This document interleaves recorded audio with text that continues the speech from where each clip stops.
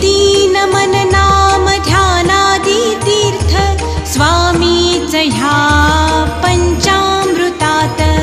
हे तीर्थ घे आठवी रे प्रचिती न सोडती तया जया स्वामी घेती हाती अशक्य हि शक्य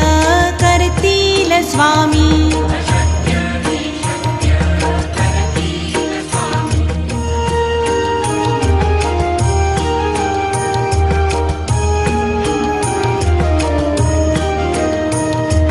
निशंक होई रे मना